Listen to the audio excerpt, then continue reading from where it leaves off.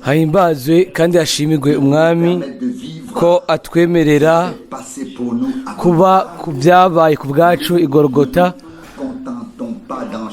Ntiduhazwe gusa no kuririmba ayo mashimwe, ariko twagize ubwimenyerezo ico Golgota isigura ku muntu yizera ku byabereyeyo.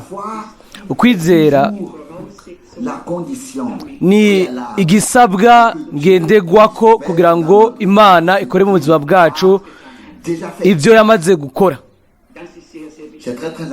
Ivyo ni nyamukuru cyane.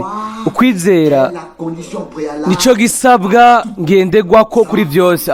Atakwizera ntibishoboka guhimbara Imana.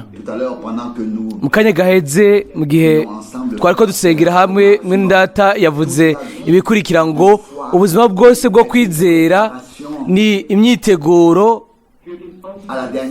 y'isaha ya nyuma, y'amasaha ya nyuma, igihe tuzoba tuva mu kwizera tubona.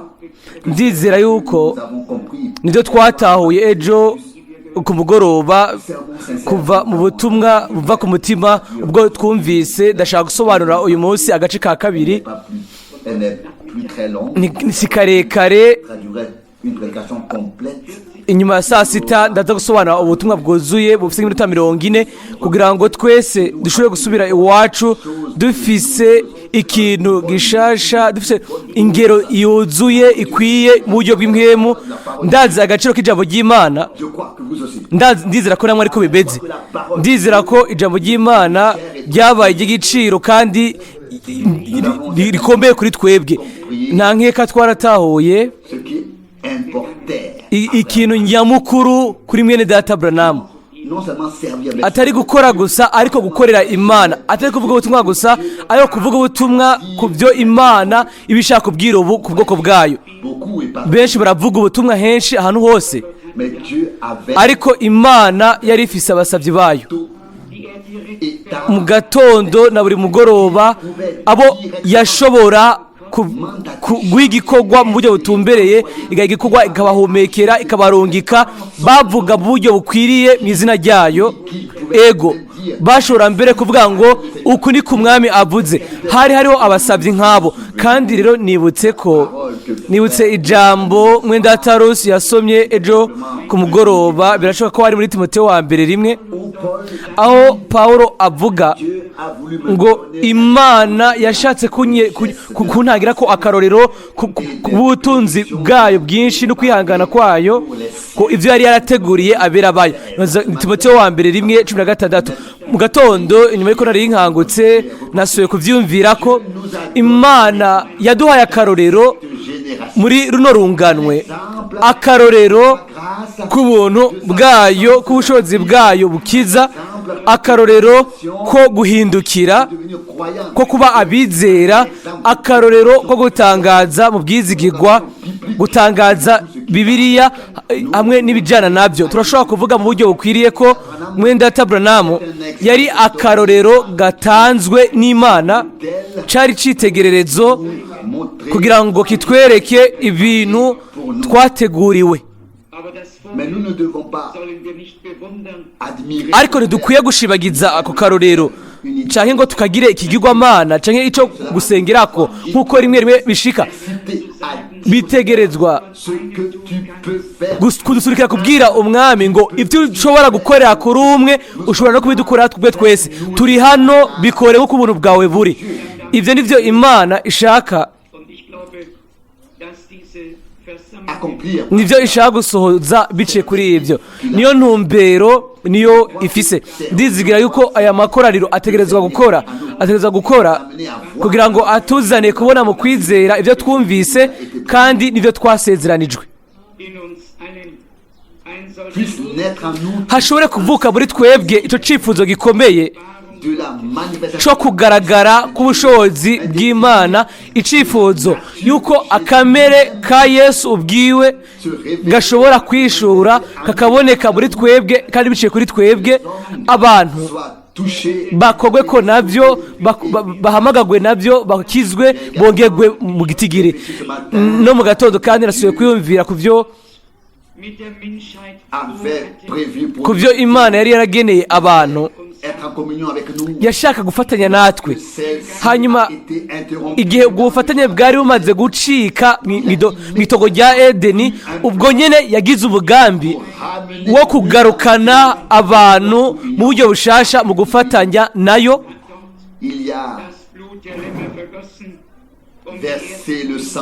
Hari amaraso y'imyagazi yamenetse hariya, yaramenetse kugira ngo yambike bariya abantu ba mbere, aho yerekana uburyo ingene gucungurwa no kwiyuzuza no gufatanya nayo ingene bizogarukanwa. Hariho iherezo bucete c'abikorinto, ndibaza ko ariho Pawulo yanditse amajambo ya nyuma ayo yabwiye ishengero, ni kuvuga ku biraba ugufatanya muri mpwemu yera. Haravugwa mu Bikorinto ba kabiri 13 umurongo wa 13 14, ubuntu bw'umwami wacu Yesu Kristo n'urukundo rw'Imana n'ubumwe buva kuri mpwemu yera bibane namwe mwese. Ibi si ikintu gitegerezwa gusa ngo kivugwe gusa iyo amakoraniro aheze, ariko ni icifuzo c'umuntu w'Imana. Ivyo bibuko mu buzima bw'abizera, ubuntu bwa Yesu Kristo n'urukundo rw'Imana hamwe n'ubumwe buva kuri mpwemu yera. Ubumwe kuri mpwemu yera n'ubumwe hamwe n'Imana bw'indengakamere bufatanya abizeye bamwe ku bandi, ni ubumwe hagati y'abantu biyujuje hamwe n'Imana. Si shirahamwe, ntituri shirahamwe, turi ishengero ry'Imana nzima. Nimba twagironse amahoro hamwe n'Imana, nimba twaragize umwimenyerezo ku buntu bw'Imana, hanyuma tukumviriza amajambo y'Imana biciye mu gucungurwa n'ikigongwe, aho rero dutwagwa mu gufatanya mu bumwe bwa mwemu ubwiwe. Paulo arandika ahandi muri Filipo ba mbere 2:1 avuga ngo nimba harimo uguhanurwa, nimba ari kukwirugwa, nimba ari gufatanya mwemu muri mwebwe, mwuzuze umunezero wanje. Filipi 2:1 ngo mwuzuze umunezero wanje muhoje imwemu, mufise ivyiyumviro bimwe. Nkuko mejeje kubivuga, iyo mirongo ntibiri ngaho gusa kugira ngo ivugwe gusa ku munwa. Kwiherezo iri ngaha kugira ngo tuyibemwo, kandi kugira ngo ibe ubugabane w'ubuzima bwacu uhambaye, w'ubuzima bwacu wo kwizera, ubuntu buganze mu buzima bwacu, kandi ubuntu canke imbabazi byishimagize imbere y'urubanza. Ego biranesha mu rubanza. Imana iravuga ngo ngirira imbabazi uwo nzozigirira. Ni Mose nyene niwe yabwiwe ivyo, niwe yari yabaye mu mwimenyerezo udasanzwe. Ivyo biravugwa mu Kuvayo 33 umurongo wa 11. Umwami Kuvayo 33 umurongo wa 11, umwami ngo yavugana na Mose mu maso mu yandi, nkuko umugenzi avugisha undi mugenzi wewe. Nidashobora kwizera ibyo, ndashobora kubyizera jewe, atari kubera gusa ko byanditswe. Imana ni Imana nzima, ni Imana y'umuntu, ni Imana iri kwiri, ishobora kuvuga, ishobora kwandika, ni Imana n'umuntu. Si ikintu kirimwo igipfungu gusa, ariko ni umwami Imana, ni umupersona. Yaremye abantu musho yayo, yarugitse abahanuzi irabishurira inshuro nyinshi. Hanyuma igihe yabaye umuntu muri Yesu Kristo nka Emmanuel, yagendagenda hagati muri twebwe. Bisigura ngo hano ku isi ngene ari byiza gusoma imirongo nk'iyo, ingene ari byiza iyo rero n'icifuzo kivuka muri twebwe ngo mwami ntugu umucereje, tangura wiyerekane. Ingene ni bangahe barindiriye ko ibintu by'igitangaza kandi by'indengakamere biba hagati mu bwoko bw'Imana? Ni bangahe baciteze? Kandi ego koko iyo turabye ibintu biboneka, twoshobora kutamererwa neza, ariko turabe igishinga ntahe cy'ibyanditswe ngo dukikijwe n'igipfungu cy'ibyabona. Abantu mu by'ukuri bagize umwimenyerezo n'Imana, bumvise ijwi ryayo, babaye mu bumwe nayo. Natwe turakeneye ubumwe bumeze nk'uko turakeneye ubumwe bwa mpwemu, ubumwe bw'Imana bwibwira mu mutima bwimbitse hamwe n'umwami kandi no hagati muri twebwe. Kuvayo 33 umurongo wa 11, Uhoraho akiganirira na Mose imbona nkubone nk'uko umuntu aganira na mugenzi we. Murazi ko twizera ko Imana ituvugisha biciye bijambo ryayo, ikarigira rizima, rikaba iry'ubushobozi, rikaba rihagije, rigakorera muri twebwe. Ariko ingene byari by'igitangaza iyaba turetse kurenza kuri ibyo twogira imyimenyerezo y'indengakamere amwe n'Imana. Ibyo bikomeza ukwizera kwacu, ibyo biduha intege zishasha nubwo twizera, ariko ibyo bintu biri kandi n'uyu munsi biracari isoko y'inkomezi yo guhumurizwa no kugirwa bazima kuri twebwe twese. Ndasoma kandi ku murongo wa 18 mu Kuvayo 33 umurongo wa 18, Mose aramwishura 18. Quand Moïse demanda, je te prie. Mose aramwishura ati ndakwinginze nyereka ubwiza bwawe. Uhoraho aramwishura ati ukugira neza kwanje kose nzogucisha imbere yawe, nivuge mu izina ko nduhoraho ndi imbere yawe. Que je ferai grâce à qui je ferai grâce. Kandi nzokugira ubuntu, kandi nzogira ubuntu wo nzobugirira, ngire n'ikigongwe wo nzokigirira. Umurongo wa 20. Kandi ati Tu ne peux pas voir ma face. ntiworaba mu nyonga hanje, kuko umuntu atondaba mu nyonga ngwabeho. Umurongo wa 21, Uhoraho arongera aravuga ati he raba hariho ahantu hafi yanje, nawe uzuhagarare ku gitandara, maze ubwiza bwanje bukiriko buraguca iruhande, nzogushira muri ico gitandara ahameze nk'igihoro, ngukingirize urushi rwanje gushitsa aho nzoba ndenganiye. Umurongo wa 23, meze nkure urushi rwanje urabe mu bitugu byanje, ariko mu nyonga hanje ntihashobora kuboneka. Uko niko byari bimeze mu isezerano rya kera. Imana yari yateye umugongo abantu, abari yari yatandukanijwe nabo biciye ku caha. Hari habayo ugutandukana. Mu isezerano rishasha biratandukanye. Yaraduhindukiriye iraturaba, yaraduhindukiriye iraturaba. Paulo arandika mu Bikorino ba 2 igice ca 4 ngo ubwiza bw'Imana bwakakira mu maso ha Kristo. Ndashobora kumbure kubisoma Abikorino ba 2 igice ca 4, murashobora gusoma imirongo imwe, nza gusoma gusa jewe umurongo wa 6 mu Bikorino ba 2:4 ngo Imana imwe yavuze ngo umuco wake uvuye mu mwiza, niyo yakiye mu mitima yacu kwerekana umuco, niwo kumenya ubwiza bw'Imana buri mu nyonga ha Yesu Kristo. Imana irafise mu nyonga hayo, irafise amaboko n'amaguru, kuko duhejeje kubivuga. N'umuntu si iciyumviro c'urujijo, ni Imana ihari yishuriye wewe nanje yanyishurira ubwacu muri Kristo. Yashobora kuvuga ngo umbonye aba abonye data.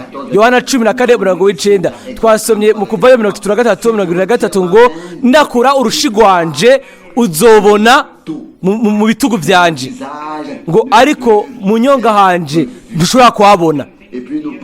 Hanyuma turiyumvira ku isezerano ry'igitangaza ry'ubutumwa bwavugiwe ku musozi ngo hahiriwe abafise imitima itunganye kuko aribo bazobona imana. Amen.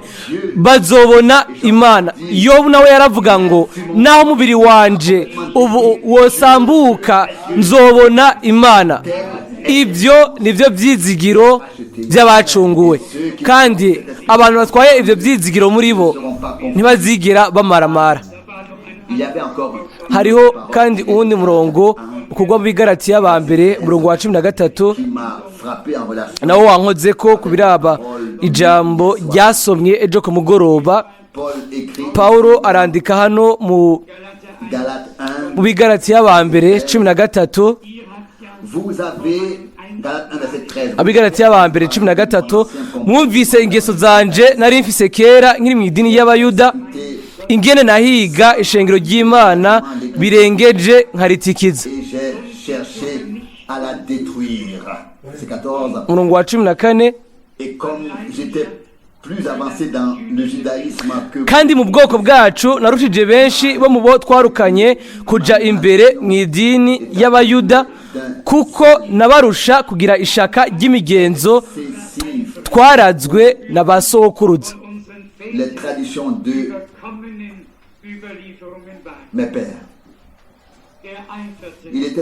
Yari afise ishaka mu buryo bw'ikiyuda, atararonka ukumurikirwa, ataragira umuco ku byo Imana yari imaze kuba ikoze.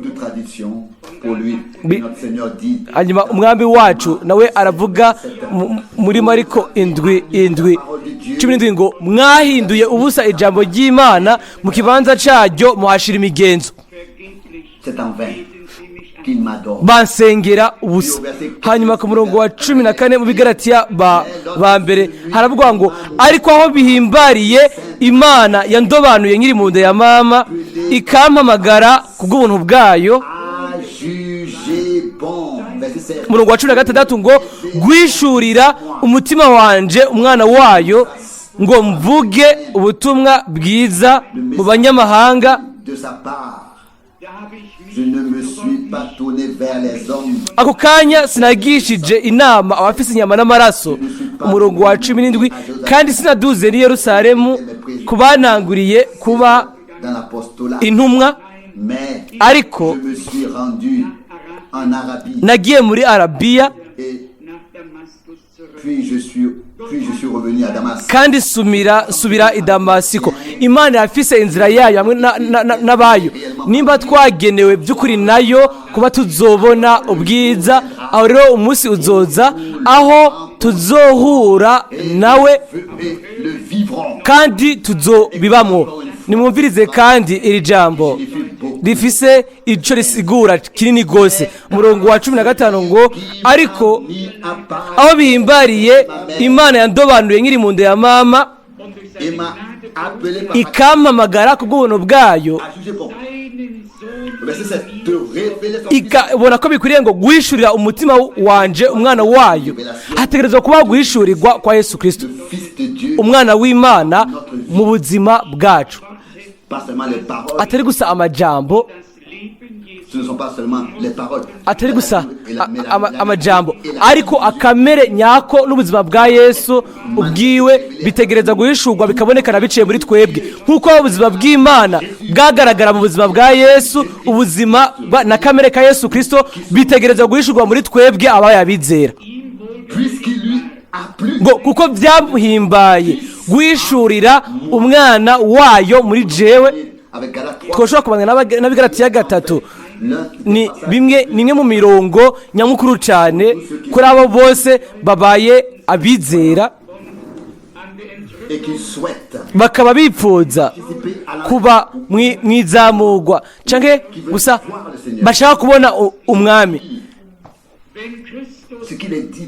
Ibyanditswe mu Bikolosayi 3 umurongo wa 4, Abikolosayi 3 umurongo wa 4 ngo igihe Kristo ari ubuzima bwacu bwazogaragara namwe muzobonekana muri kumwe nawe mu bwiza.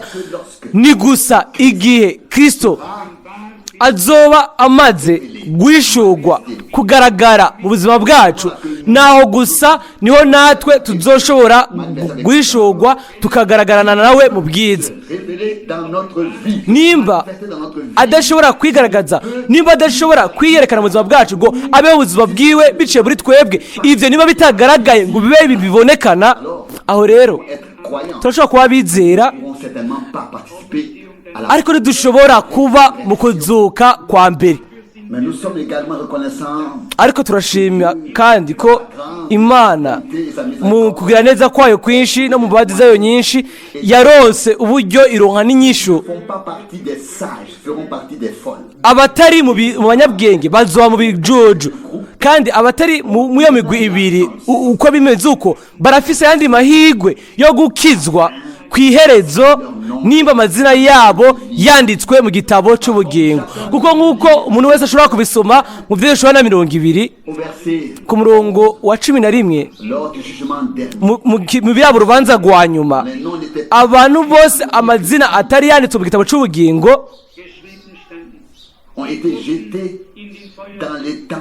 baterewe mu nyenga y'umuriro, niko rupfu rwa kabiri ivyesho na 20:14. Ariko abo bose amazina yabo yari yanditse mu gitabo cy'ubugingo binjira mu bugingo budashira. Nkuko nabivuze, Imana itwereka byose kandi bose. Hari imigwi itatu iva mu banyamahanga. Hari abo mu kuzuka kwa mbere bazoba bahari bameze ari bo mugeni bamubwiza hamwe n'umukwe. Hanyuma hariho n'abandi babaye ibijuju ariko baretse ubugingo bwabo bakinjira mu ngoma ubuganza kw'imyaka 1000, kandi nabo ntibahonye gusa baretse kuba mwizamugwa. Hanyuma kwiherezo akaba urubanza rwa nyuma. Mushaka kuba hehe? Mushaka kuba muwe mugwi? Ndizera yuko turakoranye uku hano kugira ngo twumve ijambo ry'isezerano. Turakoraniye hano kugira ngo dutegurwe ku munsi w'ubwiza wo kugaruka wa Yesu Kristo. Ntituri hano kugira ngo twitege yuko tuzokwemerwa ngo ku rubanza rwa nyuma ngo kubera yuko amazina yacu yanditse mu gitabo cy'ubugingo. Oya, turi hano kugira ngo dutegurwe ku kuzuka kwa mbere. Niba ndifuza ivyo, nivyo twifuza twese. Amen. Imana ihimbazwe. Ico shika cyose nimba twizera tukizera ijambo ry'isezerano ry'Imana, twatahuye ko amazina yacu ntiyanditse gusa mu gitabo cy'ubugingo ariko ari mu gitabo cy'umwagazi wishwe.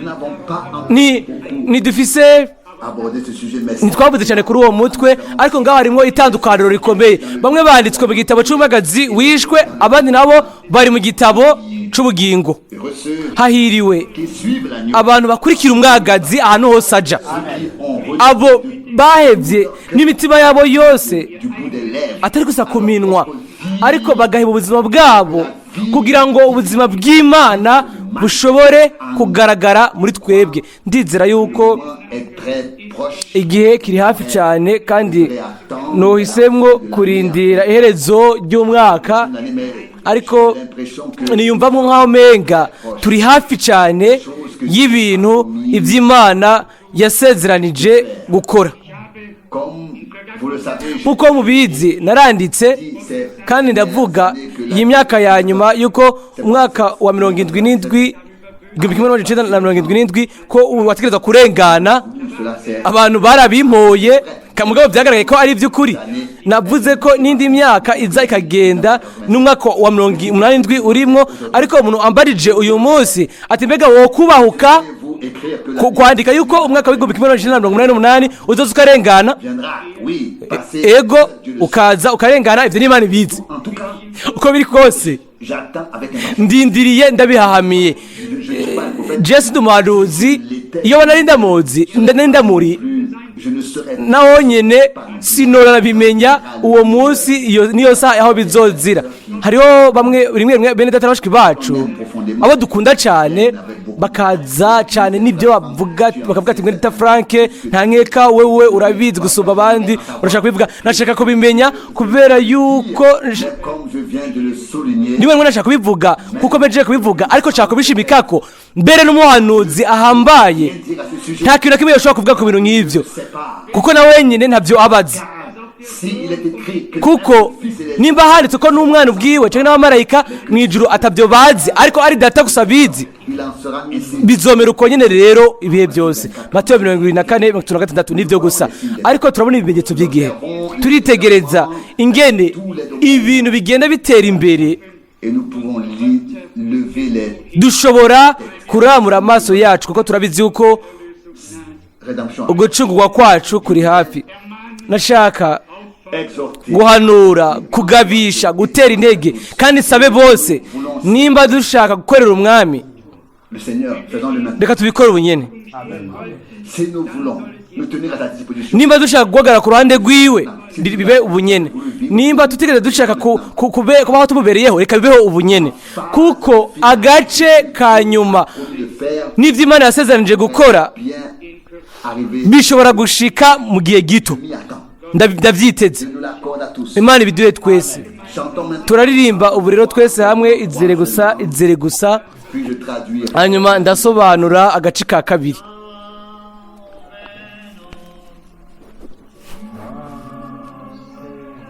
crois seulement tout est possible crois seulement izere gusa byose birashoboka kuwizera crois seulement tout est possible izere gusa byose birashoboka izere gusa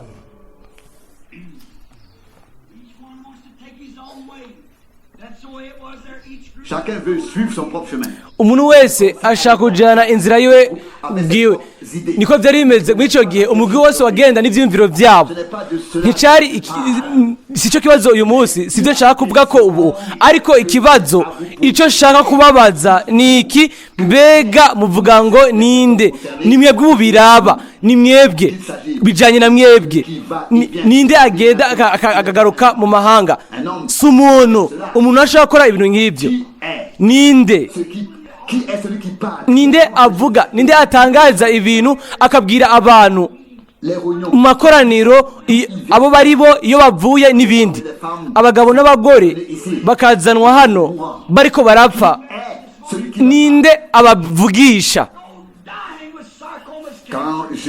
igihe nashikano uyu munsi nabonye umuntu yariko aricwa na kanseri yariko yicwa na kanseri aheze indwi zitatu ariko ubu yakize neza nabajije abaganga batatu bategerejwe kwemeza yuko atamahirwe namwe yari afise yo kubandanya kubaho abana batanu bari barisigaye muhira mu muryango hanyuma nyina mama wanje yashaka kubitwararika hanyuma mama wanje aravuga ati Bill uriya ntazigera agaruka muhira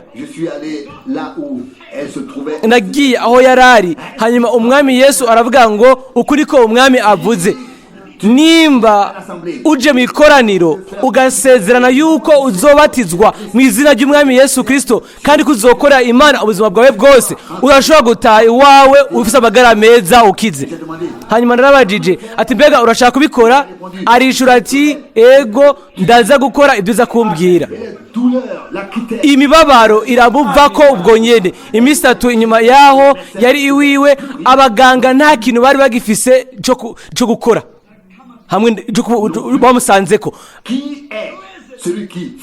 none ninde akora ibyo mu izina ry'umwami ni mwe mu yera w'Imana mbega wowe ubyibaza kwiki ubivuga kwiki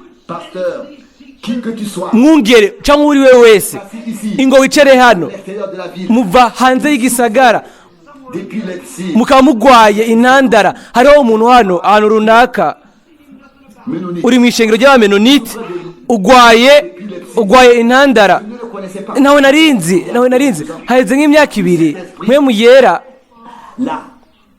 appelé par son nom. yamuhamagaye mu izina ryiwe aramubwira ngo ukuri ko umwami avuze. Guhera icyo gihe ntiyasubiye kugira iyo ndwara. Ninde ariko akorera hagati muri twebwe? Voici la femme Nguyu umugore avuye l'Illinois. muri Illinois, Grosse tumeur, une igihute kinini, igihute cya kanseri. Abaganga beza l'ont abandonné. baramuhebye, yari yajwanye mu bitaro no mu bindi. Sinanabwize ndamubona, sinigeze numva avugwa. Hama bukwira bukwi mpemu yera avuga uwo ari we, abwiye avuye, avuga ko yategerezwa kubagwa umunsi ukurikira. Avait-il ici? Mbega ni bangahe bari hano? Et le lendemain, Mwarabibonye. Hanyuma umunsi ukurikira yagiye ku baganga, hanyuma atwagwa mu bitaro no mu bindi bamupima bamuraba. Nta n'agace na kamwe k'ibyo yari asigaranye. Ninde yakoze ibintu nk'ibyo? Imana ibe inyembabazi kuri twebwe. Ninde yakora ibintu nk'ibyo? Mbega murashobora kubaho mukavuga yuko ngo ni mwene data Branham? pourriez-vous oser dire Mbega murashobora kubaho mukavuga yuko umuntu yakoze ibintu nk'ibyo? Oya, yari mwemu yera. l'esprit qui repose Ni mwemu yari ku mwami wacu Yesu Kristo. et il vient Araza kugira ngo yiyunge n'umugeni, yiyunge n'ishengero, kandi ari hafi cyane. Niwe yatanze umuco wera kugira ngo mubone ibyo yakoze ku bwanyu biciye ku gucungurwa, kandi ibyo abategurira kubwizamurwa ubu. Amen. qui est. Ninde? Je ne peux pas répondre à votre question. Sinshobora kwishura kibazo cyanyu. Sinshobora kubishurira mwebwe, ariko ndashobora kwishura ku bwanje. Ndi hano ahavugirwa ubutumwa, hano ku kino gicaniro cyashikaniwe hano imbere yanje, umukuku wacunguwe n'amaraso y'umwami wacu Yesu Kristo. Ibi ndabivuze biva mu bwira bw'umutima wanje, atari kubera yuko Non pas parce que je suis différent. ndi muri mwebwe cyane ko ntandukanye na mwebwe, ariko gusa kubera yuko ndi umwe mu bacunguwe, mu bojegejwe n'amaraso y'umwagazi. Ndizera yuko umuco wawumubona kuri iriya shusho, iriya foto, niwe uri kumwe na twebwe hano ubu nyene, Yesu Kristo mu ishusho ya mwemu yera. Abantu bose bazi ibyanditswe byera barabizi yuko Yesu yaravuga, Yohana 16 ngo navuye ku Mana kandi subiye ku Mana. Imbere yuko yambara umubiri yari kumwe na Mose mu bwaragwa, ari mu nkingi y'umuriro. Igihe Mose ibona irenganye, yaravuze ngo byari mu bitugu, harimo mu bitugu by'umuntu. Igihe ari hano ku isi yari umuntu, yakora bya bindi nyene ibyo akora uyu munsi mu bacunguwe. Ni hano niho ishengero, niho ifoto yafatiwe inyuma y'urupfu rwiwe. Ni uwo Yesu nyene, guhambwa kwiwe no kuzuka kwiwe. Sawuli yari mu nzira agenda i Damasiko, umuco uhambaye umukubita hasi. Abandi ntibabibonye, ariko Pawulo we yaguye hasi, yabaye impumyi. Hanyuma agira ibibazo byo gukanura ubuzima bwe bwose bwo yabayeho. Hanyuma umunsi umwe yaravuze mu Bikorino ba 2:12 aravuga ngo sinirata kubwo guhishurirwa guhambaye uko narose, ngo nahawe igisata ca Satani, ihwajya Satani mu mubiri, umumarayika wa Satani agoma nkubita ibipfunsi. Pawulo yakwiswe hasi ngaho igihe yariko akurikira abantu bavuze induru cyane, abantu abo yafata ko ngo nabigishwa b'ikinyoma. Pawulo yari mu nzira kugira ngo abahame, kugira ngo abafate, ariko nka saa sita umuco uraza uramumena amaso, agwa hasi, agwa mu ivu. Hanyuma ijwi riraza rivuye mu muco, ibyakozwe 9.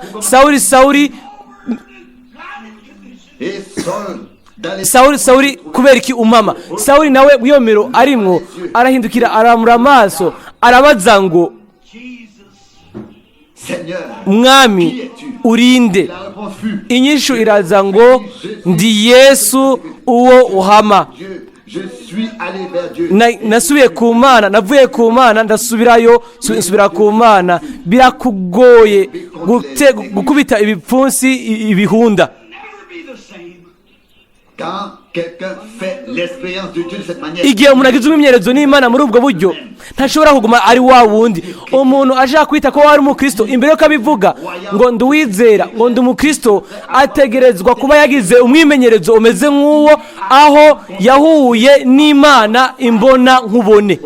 Uyu munsi turafise inyishu nyinshi, ariko dukeneye inyishu gusa imwe iva ku mwami ubwiwe. Turafise abanyateolojiya bize b'abanyabwenge barasigura ibintu byose ngo kuri bo ibyo byari byo ikindi gihe, byari iby'ikindi gihe. Uwundi munsi nk'uko bavuze kuri Yesu ngo ni Beelzebul, ngo bafise Satani, ngo bafise inyishu, ariko iyo nyishu si nziza. Nimba hariho umuntu yinjiye agahura n'Imana hamwe na Kristo akabibona nk'uko Pawulo yabibonye, aho rero nta bateolojiya bahagije mu isi boshobora kubusobanura uwo mwimenyerezo. Nicyo gituma batagira imyimenyerezo nk'iyo. Barabaza bose bakabaza ngo uriya ninde, biriya ni biki, mbega bivuye hehe? Nta nyishu bafise. Kubera iki? Bazi gusa teolojiya yabo, ni imigwi y'amadini n'ibindi. Nta kumenya teolojiya si ibyo. Ibyo si ubuzima. Kumenya Bibiliya si ubugingo, ariko kumumenya we nibwo bugingo. Kumumenya we nk'umukiza bwite, uwo niwe atwuduza ukubano kwiwe.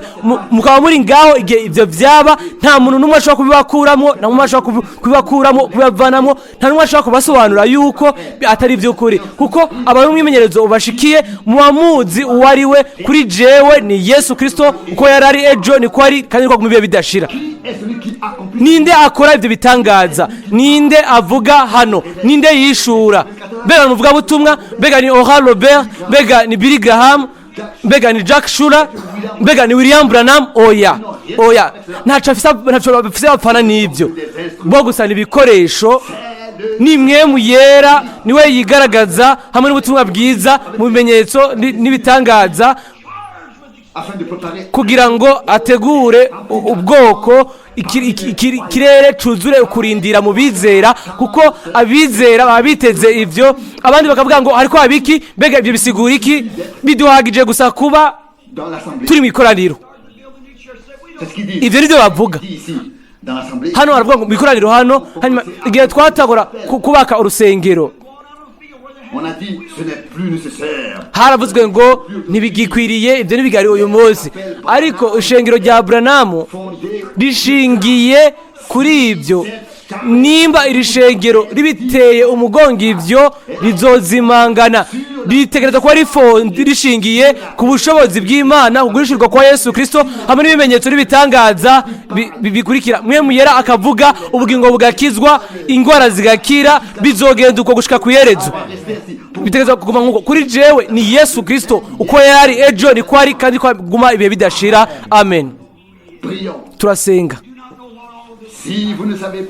Nimba mutazi uwo ari we, nimba mutazi ibyo ari byo, nimba mutazi icyo bisigura, mutazi yuko biraba, aho rero mutariki ikiganza, bisigura yuko tuza kubasengera. Umwami abahezagire hose ibiganza byataritswe. Data uri mu ijuru, tukuzaniye ubu butumwa hamwe n'abantu babwumvise bashaka kumenya uyo uvuga ukora, bashaka kumenya uwo Yesu. Ukuzuka kuri hafi, abagwaye barakira, hanyuma hazoza ubuhanuzi, haze impano, haze ibitangaza, haze ibimenyetso, gushika ku kimenyetso cya nyuma, ingo, hanyuma haze izamugwa, ishengero rizozamugwa. Natwe abakumenye, abagize umwimenyerezo w'ubushobozi bwo kuzuka kwawe, turarindiriye, turatakamba ngo ngwino mwami Yesu. Uzamure ishengero ryawe mwami, ubikore vuba, kuko vuba cyane isi izosambuka kuri abo batakumenye ariko bakwanse, batiyumviriye ku mahoro ariko biyumviriye ku ntambara, batiyumviriye kugororoka ariko biyumviriye kukugira nabi.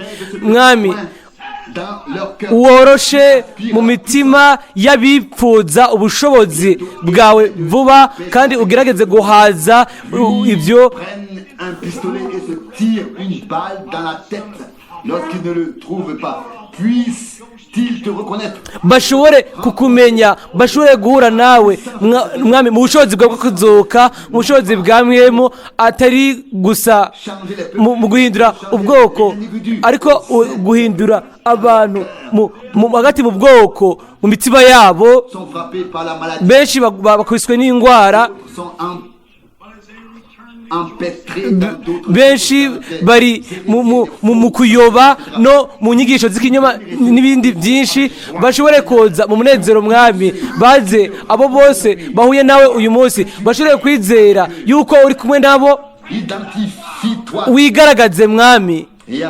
Kandi muri icyo gihe baravuze bakavuga ngo umugenzi uwo muntu w'inyeshyamba, uwo Yohana, uwo yari yambara gusa urukoba rw'ingamiya arukengeje, ariko yaravuze aratangaza, yugurura inzira, aravuga ngo incabiti ishizwe ku mizi y'ibiti.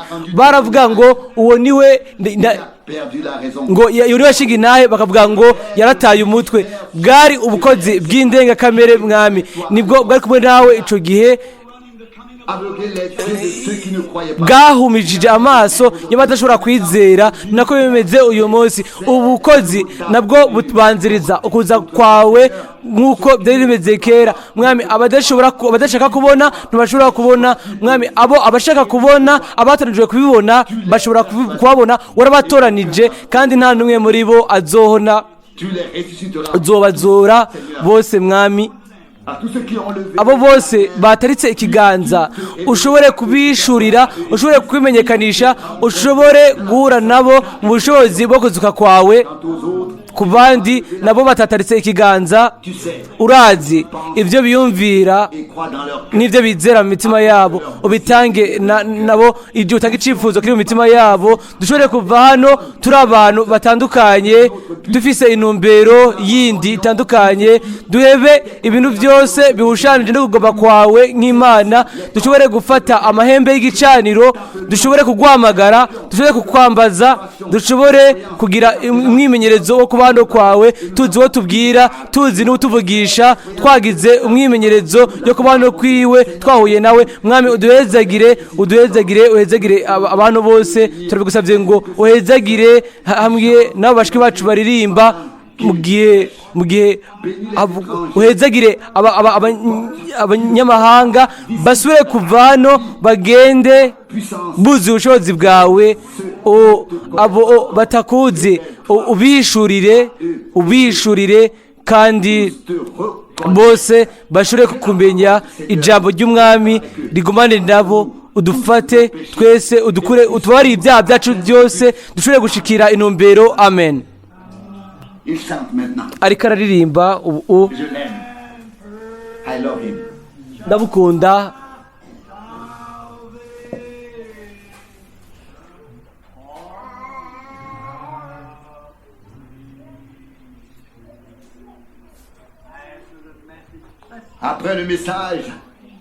Inyuma y'ubutumwa twunamike umutwe, tumuririmbire ngo ndamukunda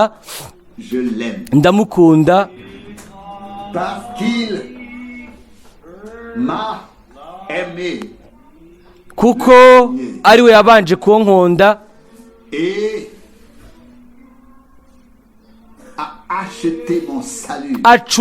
agura agakiza kanje ku giti i Karuvari.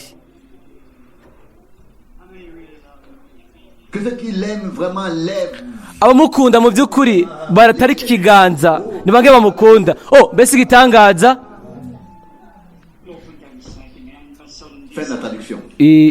arahirije gusobanura uko umusobanuzi avuze. Uko rero amashimwe no gushimwa ibi by'umwami, mbega twovuga iki? Dushimika buri gihe muri kino kibanza yuko ntidufise imigenzo yo kugendera ko, ni kugira umwimenyerezo gusa n'Imana, hamwe n'Imana igihe cyose tubikora, igihe cyose ari amahirwe yo kumurondera no kumubona, igihe cyose ari igihe cyo gukora turakora, igihe cyose akiri ku murango, kuko ijoro riraje aho atamuntu n'umwe ashobora gukora. Ndizigira ko yuko gusa ibyavuzwe hamwe n'ubusobanuzi byari byiza kandi twese twashoboye gukurikira. Singifise ugushikama cyane ntasamara kuko nenda bifise aheze imyaka 20 ko muri ibi nta kibanza bifise ibi, ariko hari ikintu canshikiye. Ndafata agacayi kanje nari nasohotse ndoza aho ndabibikira, hanyuma ndabishira ku ruhande, natsi imashini ndabishira ku ruhande, ngarutse hariho agacayi ahantu hose mu gikoni, ariko nivyo bishika iyo turiko turasaza. Ndashima cyane, nshimira umwami, ndamushimira cyane ko hariho ubuntu n'amahirwe yo kumukorera ubu no kubaho muri kino gihe nkaba mfise ivyiyumviro bitomoye, ko ntumvise gusa ubutumwa bw'igihe, ariko nkaba narabwakiriye biciye guhishurirwa. Hariho itandukaniro, benshi barabwumvise hanyuma baca bishiriramwo ivyiyumviro vyabo kubiburaba. Twe twabishuriwe namwe mu w'Imana, nico gituma twashobora kubitondeka mu buryo bwa Bibiliya, kandi nivyo turabishimira cyane Imana. Mwumvirize kumbure canke mwabitahuye neza, mwene data Branham yasabye inshuro nyinshi ngo abaza ngo muvuga ngo ninde ukora ibyo bintu byose, ninde akora, ninde avuga, ninde akiza, ninde akiza ingwara n'ibindi, ninde. Hanyuma arongera avuga ngo ninde yo kubaho, kakavuga ngo ni mwene data Branham, canke ko ari uwundi muntu. Nta muntu umwe yo kubaho kuvuga ibintu nk'ibyo, si twebwe, n'umwami niwe akora mu bintu byose kandi muri bose, kandi nk'uko bimuhimbaye mu kugomba kwiwe. Mbere n'umuhanuzi ahambaye yashobora kuvuga gusa ibyo Imana yashaka kuvuga, kandi ibyo byategerezwa gukangura ukwizera mu bariko barumviriza, kugira ngo batangure kurondera, baronge ubumwe hamwe n'Imana ku giti cabo, hanyuma ubwo bafatanye hamwe n'Imana bibe umwimenyerezo hamwe n'umwami. Si umuvugabutumwa si wahindukiza abantu ku mwami, si umuvugabutumwa si we akiza abantu, si umuntu w'Imana si we akiza ingwara. Oya, dutangaza ijambo, kandi n'umwami niwe akora ibisigaye. Ashobore gutangura, akore ibirushirije, akore ibihambaye hagati muri twebwe mu buzima bwacu, kugira ngo ntidusubire kwibaza ngo mbega Imana iri muri mwebwe, kugira ngo dushobore kuvuga ngo ego ari muri twebwe. Uyu munsi akora ibyo yakoze kera, kandi nk'uko nabivuze mu jambo ry'intangamarara, nk'uko Pawulo kiriya gihe kera yari icitegererezo, turashobora gufata mwene data Branham wavuze ubwo butumwa bwiza nyene, uwo yemejwe n'Imana mu buryo bumwe, yabatije nk'uko Pawulo yabatiza, yakoze byose nk'uko byari bihoza n'inyigisho z'intumwa. Uko niko dufata mwene data Branham nk'icitegererezo cyo kugarukanirwa ukwasezeranijwe n'Imana mu minsi ya nyuma. Ntiyari afise ubutumwa gusa bwo kugarurirwa, yari afise ubuzima bw'Imana bwagarukanywe, ubukozi bw'Imana bwagarukanywe, habaye ukugarurirwa mu bintu byose, agakiza, gukira ingwara, ibintu byose byari bihari ku nkomoko, ku ntango byaragarukanywe, biragarukanwa mu mwuzuro wabyo byose. Dushobore rero kugira aya mahirwe yo kubaho muri uko kugarurirwa, tugire umugabane w'ibyo Imana ikora uyu munsi. sur ndabizi neza produit yuko dans un but bien précis. ibi biba mu mpamvu itumbereye.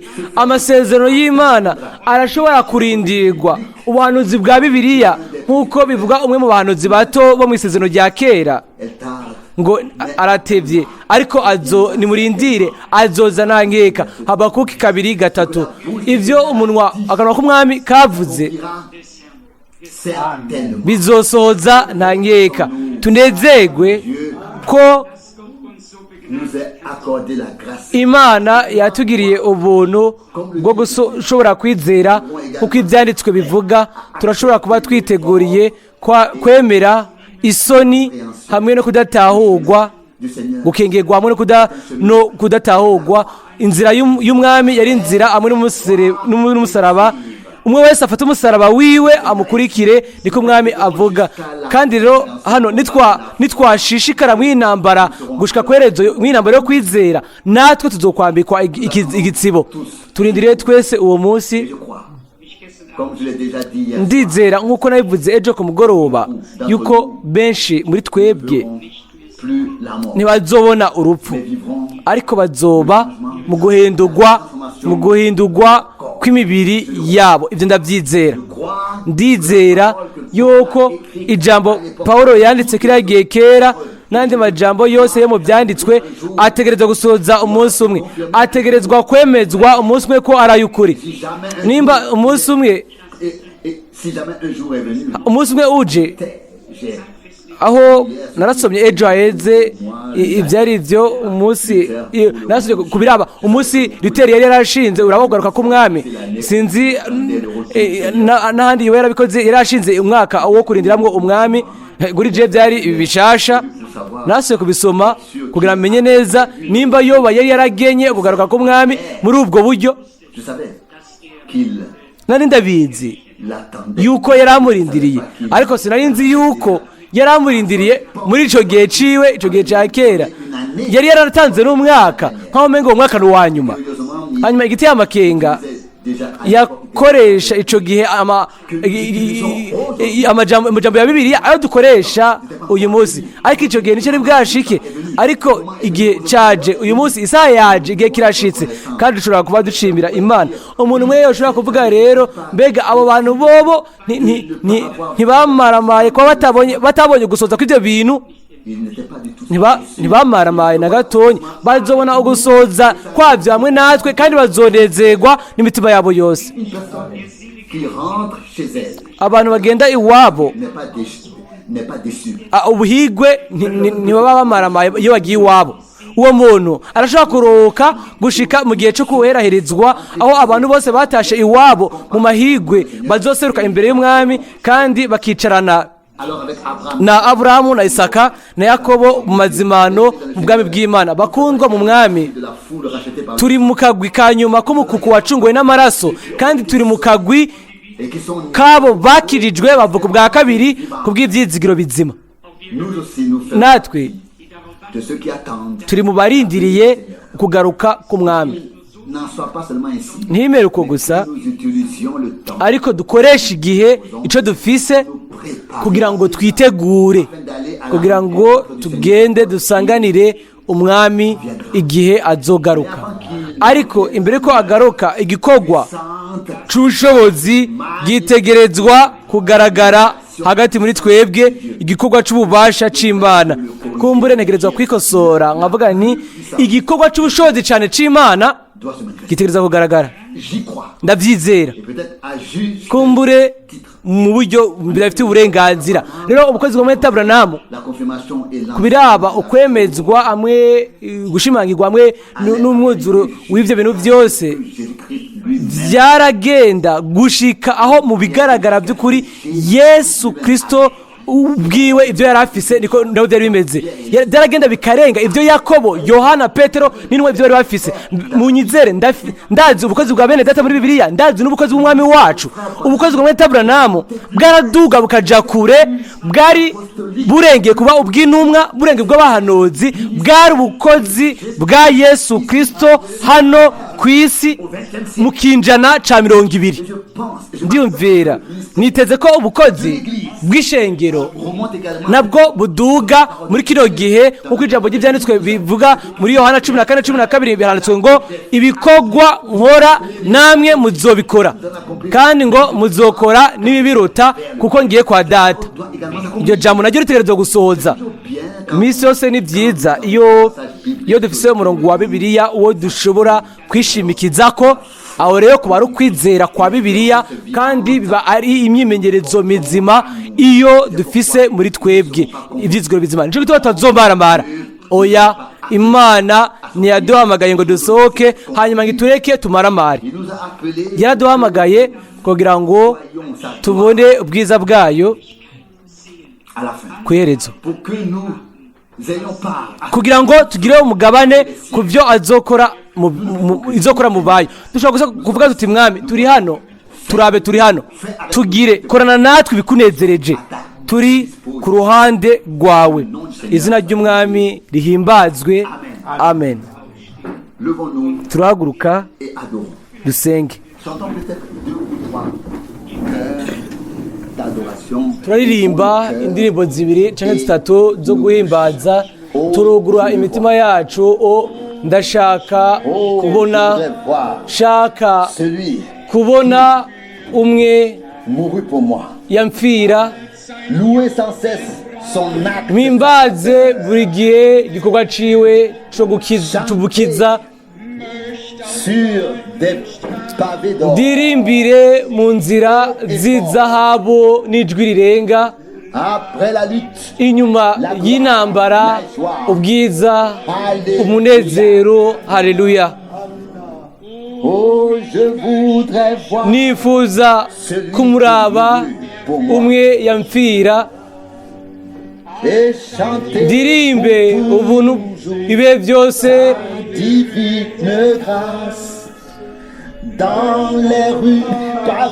Mu nzira z'inzahabu mvuze impundu ni imyitwarariko iraheze. Ndi mu mutekano. Inyuma y'intambara hari umunezero bwiza uhoraho. Turugura imitima yacu, twunamike tumirize amaso, twugure imitima, turondere ugufatanya n'Imana mu masengesho hamwe n'icyifuzo. Ne s'élève pas seulement jusqu'au plafond. Amajambo ntaduge gusa gushika ku gisenge, ariko nashikire intebe y'ubuntu. Kandi ibyo kubwo amaraso yamenetse y'umwagazi w'Imana ku musaraba igorogota. Notre sauveur, Mukiza wacu, en tant que souverain sacrificateur des biens à venir, nk'umuherezi mukuru w'ibyiza bizoza, yinjiye ahera cyane, yinjiranye amaraso yiwe bwite. Yatangiye ku ntebe y'ubuntu. Amaraso yiwe aravuga, avuga atuvugira, avuga neza gusumba ibya Abeli, aravuga n'uyu munsi. Turagomba kuza uko nyene imbere y'umwami, imitima yacu n'imitwe yacu yunamitse, atari mu gukekeranya, ariko tuze mu byizigiro nk'uko byanditswe ngo kugira ngo twinjire dushize ubwoba ahera mu ijuru. Amaso araba Yesu, niwe nkomoko inyanduko y'ukwizera kwacu. N'umuherezi mukuru w'iyizigirwa, agira imbabazi. Ego agira imbabazi ku bw'intege nke zacu. Aracari ku ntebe y'ubuntu, arasaba, aradusabira. Ariko ubu rero tuvyemere nk'ibivuye mu kiganza c'umwami. Ntimukicicire urubanza, nimwemere urubanza rw'Imana. Ntimusubire kwibabaza, ariko mwizere ko ari we gutsindanishirizwa kwacu. En lui nous avons également été justifiés. Muri we twaratsindanishirijwe, twarejejwe kandi twarateguwe. Tubyemere ubu rero mu kwizera, kandi turaza gushimira hamwe umwami Nous le remercierons d'avoir turamushimira accompli son yuko œuvre, non yakoze seulement igikorwa à Golgotha, ciwe atari mais gusa aussi igorogota en nous. ariko no muri twebwe Par la puissance de biciye son ku sang bushobozi bw'amaraso yiwe n'ijambo et ryiwe de son esprit, hamwe na mwemu wiwe il est également présent maintenant. aracahari uyu munsi kugira ngo akorere muri twebwe mwitege Attendez-vous au salut, à muri la guérison, à la mwitege délivrance. agakiza ukubohoka hamwe n'imigisha yose Dieu nous a iyo donné imana yamaze kuduha muri yesu kirisito mwitege gusa guhera ubu guhera muri mu kwizera byose yaramaze kubiduha ibyo ni gwacu mubyemere mu kwizera ubu rero plus demander ntitugishaka gusubira kubaza ou supplier, ngo dutakambe même mendier, cyangwa ngo dusabirize mais remercier. ariko dushime Louez le Seigneur de nous. duhimbaze umwami ko yatwemeye dushime ko yadukijije dushime yuko yadukijije indwara dushime ko yamaze kudukiza ko yatubohoye dushimire tumushimire ku byo yakoze ko yatwishuriye tumushimire ku byo yadukoreye hamwe mbere n'amabanga yo mu ijambo ryayo dushimire imana yacu yakoze ibihambaye ubu rero n'ijwi rimwe dushimire imana yacu mwenda tarusi araje asenge twese turasengera hamwe data uri mu ijuru wizigirwa turagushimira twese hamwe kubwo iyi saha y'agatondo nta kundi kuntu twobigenza kiretse kuguhimbaza no kugushimira kuko wewe gusa ni wewe niwe wasohoje ibihambaye mwami warishuye kandi urabandanya wihishura mwami turizera kuri ino saha turizera muri kano kanya mwami yuko nturi kure yuko uri hafi yacu uremera ubwoko bwawe mwami yesu twemera uremera amashimwe yacu twebwe ayava mu mitima akava mu kanwa k'umuntu wese muri twebwe duhimbaze dutazira ubuntu bwawe n'imbabazi zawe ni ubuntu buhambaye kubona dushobora guteranira ku ijambo ryawe mwami wahamagaye n'ijwi rihambaye kandi we wakira abawe kuri wewe turabizi mwami yuko kuza kwawe kuri hafi mwami uzotwara iwawe abo bazo bakwizera kandi abo bakwegera kugira ngo baguhe icubahiro kandi bagushime mwami uhezagire ubwoko bwawe bwose uhezagire hose mu bibanza byose kandi natwe uduhezagire mwami turizera yuko wabikoze mu izina ryera rya yesu haleluya haleluya amen.